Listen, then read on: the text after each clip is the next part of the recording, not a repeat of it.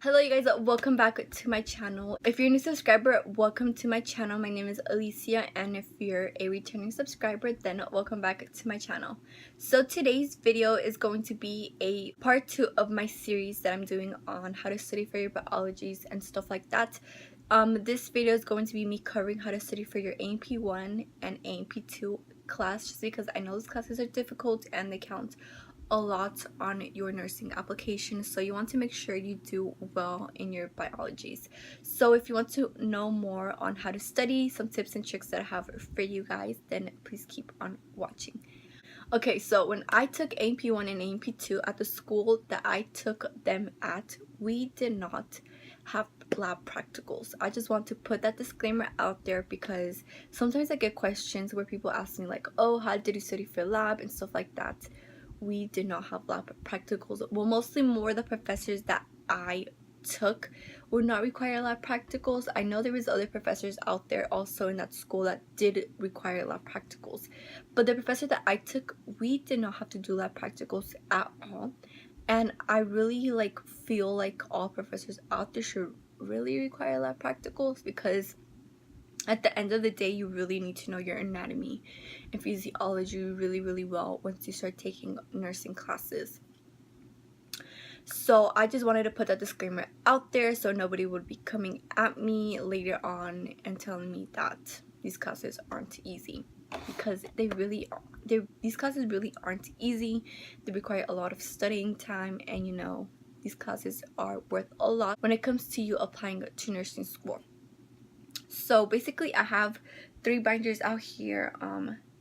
I basically have 3 binders of all my A&P 1 and my A&P 2 information.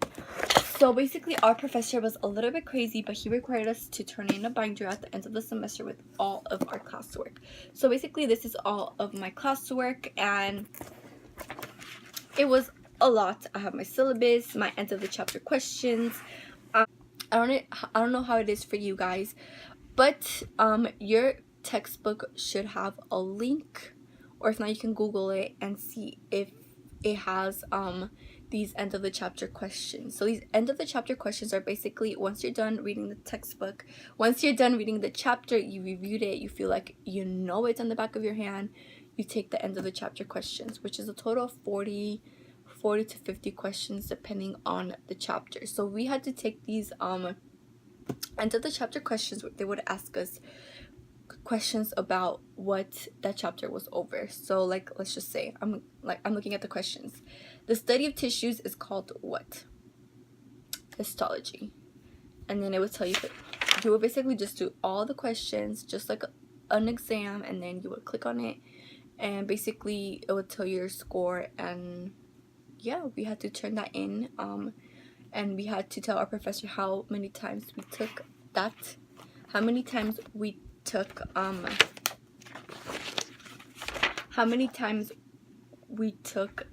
that end of the chapter quiz. We did have labs, but I feel like the only labs that we had was when we had to learn about histology, which is on tissues, your simple cuboidal epithelium, your transitional epithelium, your stratified squamous epithelium. And we had to look all of those type of tissues on the microscope. We had to be able to identify them and stuff like that, which I really sucked at identifying tissues. Like, I struggled really bad just because they literally look the same. So when it would come for me studying for that quiz, I think that was like the only quiz that was like, you really need to know your tissues. So I bought this brief atlas of the human body at my local thrift store. So I don't know if this is available on Amazon, but if it is, then I'll probably check and I'll link it down for you guys. I know there was somebody on OfferUp. You can also check OfferUp, Craigslist, or somebody that was selling it for like $30, and I was just like, I got this for $3. So you can probably check your local thrift store and see if this appears, or like any anatomy, physiology, coloring books, stuff like that, because I always see them on there. I remember I ended up getting one anatomy physiology coloring book, and then I basically never used it, but I ended up just selling it to somebody else But I picked this up at my local thrift store, and basically when I had to know my tissues, I was just like, okay, so how do I really study for my tissues? Because I did not take pictures of the size of the microscope, and I feel like professors out there don't really tell you this, but I feel like when you're taking your practicals, of course everything that you're going to be doing in lab is going to come back on your midterm practical, your big exam, where you basically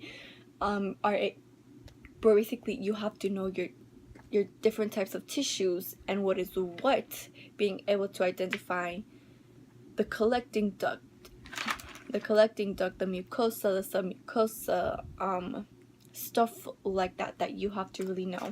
So basically, this atlas helped me out a lot because it would have slides of the different types of tissues, which I was just like, okay, and like how I said, if you really can't afford to buy other study materials, google.com is going to be your best friend. If you're doing tissues right now, if you're doing histology right now in A&P, Google Images, you can literally go on Google Images and look up the tissues that you need to know. There's a lot of pictures. Just type in the tissue that you need to know and put microscope slide or something like that, something in those words, and it will come up. If you can't afford like crazy if you can't really afford to spend crazy amount on studying extra studying material, so Google is your best friend. So I would just use this when it would come for me studying for histology. This helped out a lot. I was able to identify the different parts. I would just basically I would literally just lay all of them down, all the pictures down. I ended up just throwing all of that away, but it was like a lot of different types of tissues that we had to know. I would literally just lay them down and be able to just sit down, look at them, and then be able to identify which one is which, and just basically just repeating them, quizzing myself on them. It took several hours for me to be able to know what each tissue looked like and stuff like that. I feel like when it comes to you taking your labs, this is like the only big lab that we had for A&P 1. Upset, of course, when we had to learn a bone. I'll get into that later on. But basically, for A&P 1, this is like the biggest lab that we had.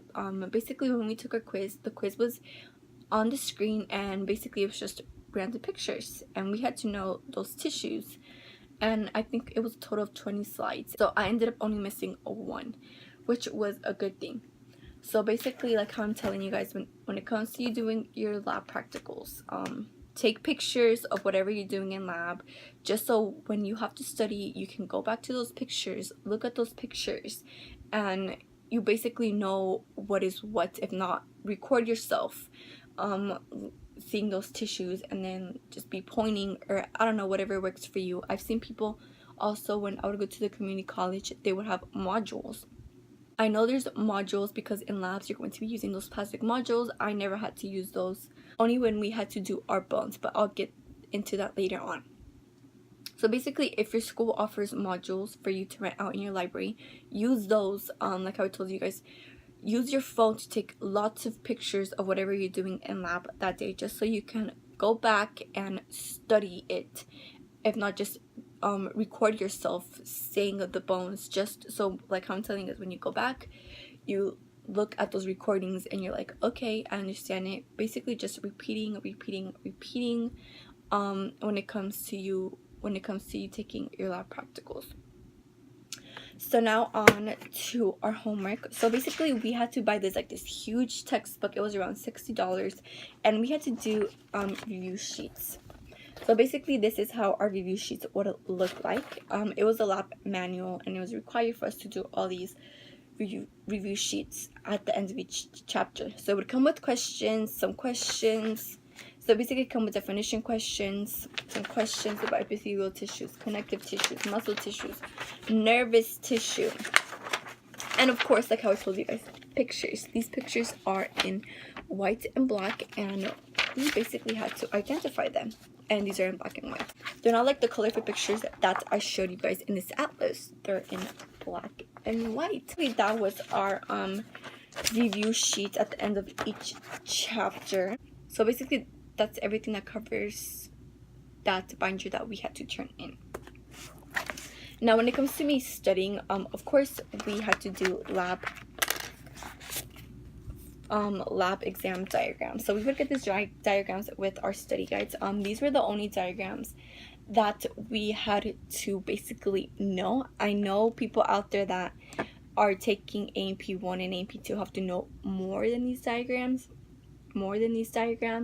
but basically this is what our diagrams look like. We had a picture and we had to basically fill in whatever was missing, as you guys can see there.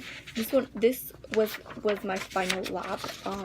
Basically we had random pictures, we had to fill in the blank, and we basically had to memorize all of it. And our A&P 1 final exam was cumulative, so basically this was all of our lab material that we had to memorize. And like how I told you guys, A&P 1 is a lot of memorization. It basically practice on memorizing it, getting yourself familiar with the material, then you'll be perfectly fine when it comes to your lab practical. But basically more diagrams that we had to memorize, more lab diagrams that we had to memorize for our final, and it was quite a lot of diagrams, but you know, easy points. And like how I told you guys, basically didn't have to use modules, so that was a good thing. We just had pictures from the internet or from our textbook that we just have to fill in, and basically we had to fill it out by A, B, or C, or D. And I know there's people out there that when they take their practicals, they have to know word by word. So that's why I'm telling you guys that to take pictures of your modules and stuff like that. Use sticky notes just so you can know where each part is, and you can go back, like I told you guys, and study that. But that's how our part of our exam was. It was covering basically some questions on lecture, some questions on these diagrams that we had to do. This was our final lab diagrams, like how I told you guys. So this was our lab portion. We did not have practicals, like how I told you guys. So basically my study guides look like this. My instructor would give us questions on what we had to know. So this is my final, so basically this is my final study guide. As you guys can see here, lots of questions I would highlight, and then I would just basically go in with a different and just fill out the questions, add anything that I was missing from my study group in red. You guys can get like the idea. I did have a study group. They helped me out tremendously on studying for this class. We would basically just study for our exam. So we would study for a total of the whole entire day. We would go over our study guide. We would basically explain it to each other until we fully knew it.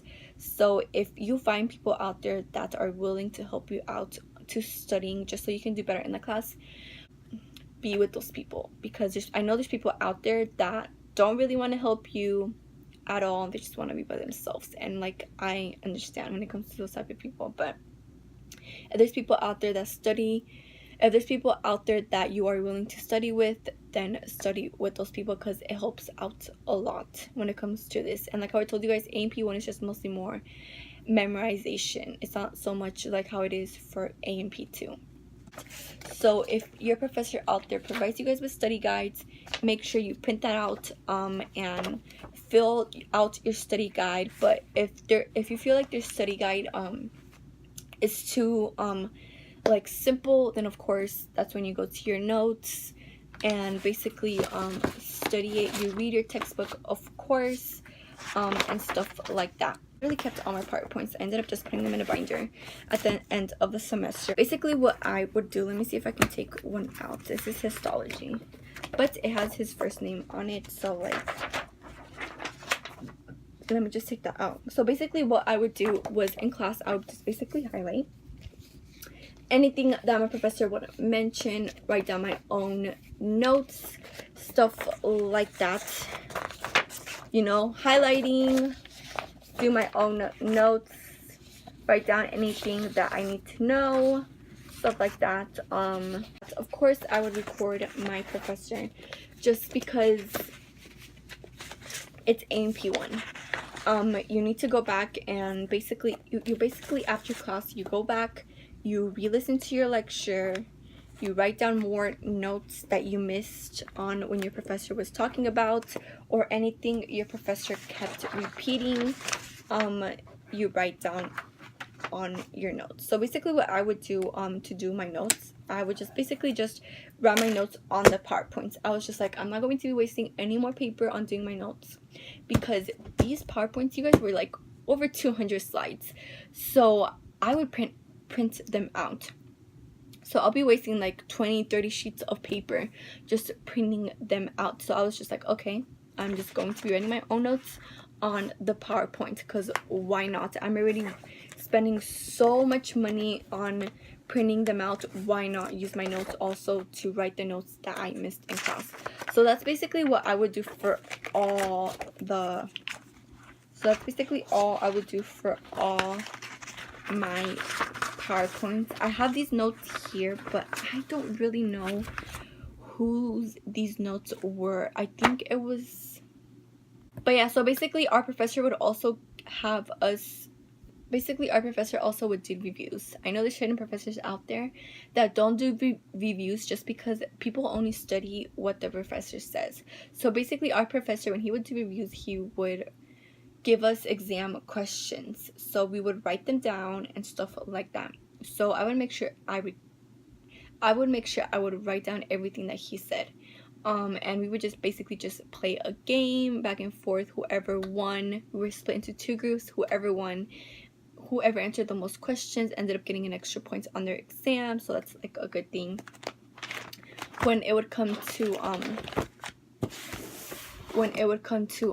taking this certain professor, other professors out there don't really give extra points. They don't give extra credit. They don't curve exams. Our professor didn't curve our exams. None of that. Whatever you got is what you got. You just have to put in the time to study for this class. I know this class is hard. There is YouTube out there. There's Anatomy GMC, Mandy Parker, Crash Course. I'll for sure link all of those YouTubers that I would watch down below if I wouldn't fully understand something in AP1. These are the flashcards that I would use. These are the Anatomy Physiology flashcards. You can literally just find these on Amazon. So probably just link those down below if you're willing to purchase them. I think they're around $20. I'm not 100% sure. I know there's flashcards out there that cost $30, and I feel like that's too much on flashcards. But basically, these flashcards will last you through your AP1 and AP2. And you know, they're color coded by different sections. The first section is the introduction to A&P cells and tissues. Let's look at that. Like how I told you guys, pictures of different cells. I think I ended up purchasing this when I was already done with cells. And you know, it comes with pictures of the cell, and then they are just fill in the blanks, but all the answers are in the back, and so on for like the rest of them. This is a neural tissue, a muscle tissue. You guys kind of get the point. Fluid tissue, we do not have to know this. Supporting tissue, we do not have to know this, or did we? Oh no, this is fiber cartilage and bone, a bone tissue. So basically, these are the flashcards. I only use these flashcards when we had to know our muscles. So we had a big quiz on the muscles. We had to know all the muscles of our body. We had to tell our professor on a module. So basically, we had to know all of our muscles from top to bottom. So let me see if it's right here. Here's a picture. Your temporalis, your deltoid, your biceps, rectus femoris. I don't even remember my muscles, you guys, but I remember that when it would come for me to studying for my muscles, I literally would just say them out loud a lot of times until I got it. I spent like 2 days just repeating until I fully got all my muscles down. And when I took the exam, when I took the quiz, I got all of them right, which was a good thing.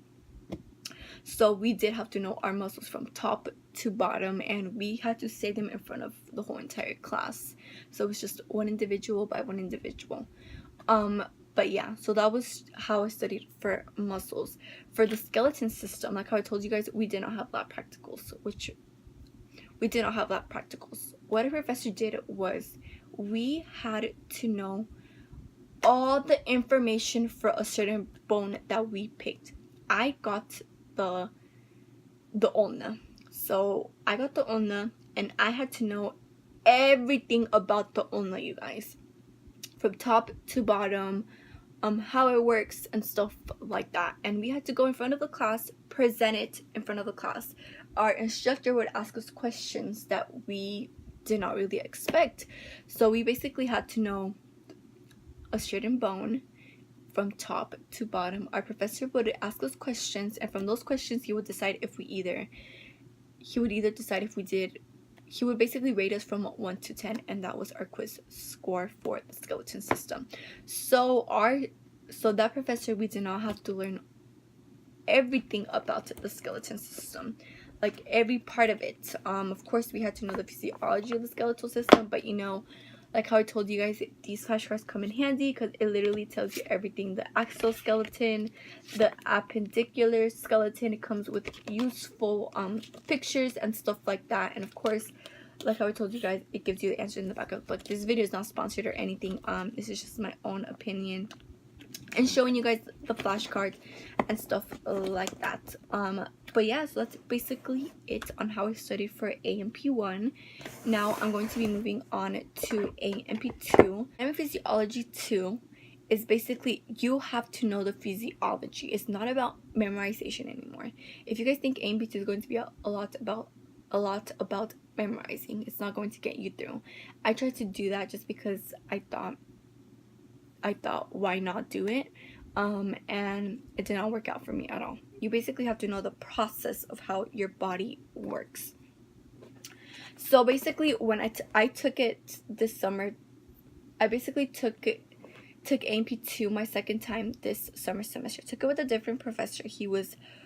I was told by different people that he was really, really hard and that I would not pass. So I took it. I ended up passing the class. Which is all that matters. So with this professor, he did not give us PowerPoints. So at first I was like, he's not giving us PowerPoints, then what is he going to lecture us on? So basically, he had his own notes. He had his own notes on the screen, and we basically would write everything. We would basically write down his notes. And like, as you guys can see, this is on the endocrine system. So what's in black is my professor's notes, and then what's in red is what I would go over with later on.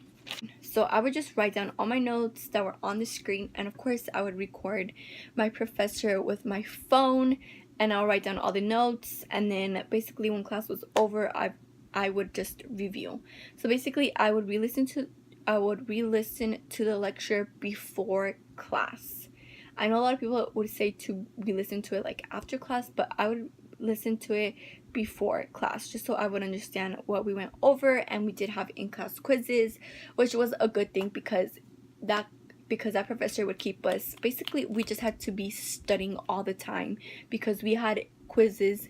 I clicker quizzes in the beginning of class, which I think that was a good thing. I feel like all professors should do that. Some people won't like it because they'll be like, oh, we have quizzes in the beginning of class. I don't like it. I feel like all professors should have quizzes in the beginning of class just so you can be on top of your studying. I feel like you can literally distract yourself. You're not going to be studying so much if you don't have quizzes coming up and stuff like that. And that's one thing I liked about this professor compared to the professor that I took for AMP2. Professor I took for AMP2, we would have 3 chapters and 1 exam. Our quizzes would be extended out. You get lazy studying. You don't really keep up with your studying and stuff like that. You can kind of like start procrastinating little by little. This professor that I took this summer, we were on it with studying because we had in-class quizzes. You're basically on top of your game on studying. So I was basically on top of my game when it would come to me studying. So like how I told you guys, I would just basically go in with a different color pen when I was re-listening to the lecture and add anything that my professor would mention, and basically anything that I did not get to jot down. And then of course we would have end of the chapter quiz. We would have end of the chapter quizzes, which were like around 60 questions, and sometimes we would have lab practicals, but basically, like how I told you guys, pictures on the screen, and we had to identify them by either putting in A, B, C, or D. Those were our lab practicals. It was only like 2 or 3 questions, and the rest were lecture questions. So our professor would give us 60 quiz questions, and then 3 or 4 questions that were lab questions, and that was our quiz. But we basically would have quizzes every time we were done with the chapter. So that was a good thing, because like I told you, you were on top of your studying, you were constantly studying, just because you know you had a big quiz coming up and it's worth 60 points. But we did end up having a midterm and a final midterm going over 3 chapters, and basically you're on top of your studying also, which I feel like all professors should do that, having like end of the chapter quizzes, just so you can just focus on that certain chapter. And if you only have like exams, but it's so you can just focus on that type of chapter versus people that have exams on 3 or 4 chapters. And I feel like when it comes to A&P2, it's a lot of information. It's not just about memorizing your muscles or memorizing the different types of histology and or different types of bones, like where are they at and stuff like that. No, A&P2 is mostly more physiology. You have to know the process, you have to know how it works. And I feel like a lot of professors lack that. They end up giving you tremendously amount of chapters in your exams, and they basically expect you to know the chapters from top to bottom. So that was the problem that I had with my A&P2 instructor. He would just give us 3 or 4 chapters for our first exam, and we had to know it. I think we had to know hormones, the heart, and our blood vessels for our first exam, and it was a lot, because you know cardiovascular is a lot. We had to know the blood flow of the heart and stuff like that, and I feel like professors should take it easy and just basically give us just give us an exam after each chapter, just because you're going to be studying. Of course, you're going to be focused on one chapter, not on 2 or 3 chapters at a time, which I feel like is a lot. And I feel like after taking this professor after the summer semester, he was amazing, just because like how I told you guys, we focused on one chapter at a time. When our midterm came, we basically reviewed the other 2 chapters, and we were perfectly fine. So that's why I feel like I did so much better when I retook A&P2, just because the way the professor would teach the material. And I know there's people out there that are probably like, I really like those professors that give us pop quizzes or pop exams, but I feel like those professors are good professors just because you have to stay on top of your studying. You're not going to be procrastinating when it comes to you knowing the material or you having your quizzes and stuff like that. So if you have a professor out there that gives you in class quizzes after lecture or before lecture when you start lecture, I don't know if I make sense, then props to those professors out there, because I know there's not a lot of professors out there that basically just give you quizzes, but after you learn the material, like it's extended and you can basically just forget the material, if that makes sense. But yeah, that was my rant. I'm done with the rant. So basically, like how I told you guys, we wouldn't have lab practical. So basically this was our lab practical. He ended up giving it to us. We did not have modules, none of that. It was just pictures on the screen, and it was A, B, C, or D. So basically it was just 4 or 5 questions, but you know, as you guys can see on the paper, we had to know like a lot of terms. So what I would basically do is I would grab my textbook, I would look at the pictures, and I would just basically say all the parts out loud a lot of times until I got it, and then I would move on to the next part and read them out loud, say them, repeat them a lot of times until I got it. Then I would go back once again, do the same thing, probably did it like 3 or 4 times until I got it. So once I saw the picture on the screen, I was able to click A, B, C, or D super quick. So that's how it was for A&P2. But basically, for that professor that I took this summer, we did not have study guides, we did not have reviews, none of that for this certain professor, which at first I didn't really like, because I was just like, okay, he doesn't give study guides, he doesn't give reviews, like what are we going to study? And I would just basically just study his notes, in class notes. I would re-listen to the lectures, I would write down my own notes on the side, I would study these notes that he provided us with, and a lot of people would just study the notes. I never really looked at the notes. I would just basically study what was on the screen and what I would write down on the side with a different color pen. That's what I would study. Of course, do mastering. So we had to do mastering A&P, which I had to write an access code for that. And basically we had lots of different types of questions. I would see those type of questions on our exams, so I would study those. I would do those questions. Those were worth a lot of points, so I would do those. I would write them all down on Microsoft Word. I would study that. I would study my notes. Sometimes when I didn't really understand something is when I would go to the notes. I really didn't really use these notes, but he did end up giving us these notes, which is basically, this is on the endocrine glands, talks about each one, what they do and stuff like that. He also gave us quizzes that were online, but those weren't graded, and you know, him doing in-class quizzes also helped and stuff like that, because like how I told you guys, you were on top of your studying, and I feel like a lot of professors should do that. But either way, if your professors don't do that, either way you should be on top of your studying and not procrastinating. So yeah, so that's basically it on how to study for A&P1 and A&P2. I'm hoping I give you guys lots of helpful tips and tricks on how to study for this class and how the classes were for me. I know A&P1 is a lot, but you will get through it. A lot of memorization, a lot of repeating yourself. Like how I told you guys, take pictures, have a study group, go to your school library and see if they have modules. Practice on those modules if you have to do lab practicals. Basically, like how I told you guys for AP2, it probably is the same thing where you have modules and you have lab practicals. Do the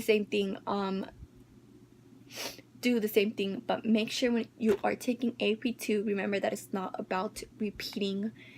It's not about memorization anymore. It's about you knowing the physiology of how the body works and stuff like that.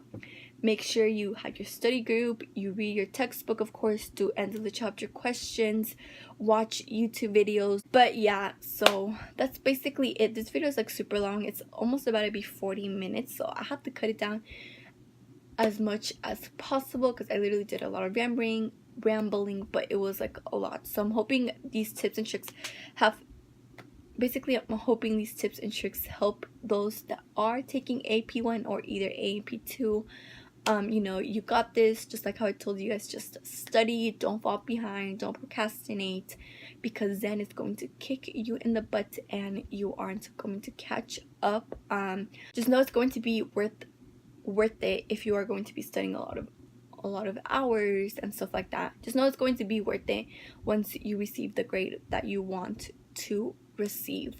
So yeah, and I feel like that's all that matters. And yeah, so basically it. Of course, don't forget to like this video and of course subscribe to my channel if you haven't, and follow me on Instagram. If you have any questions regarding AP1 or AP2, just comment them down below. If not, DM me on Instagram and I'll be more than likely to reply to you guys. But yeah, that's pretty much it, and I'll see you guys in my next video. Bye, you guys.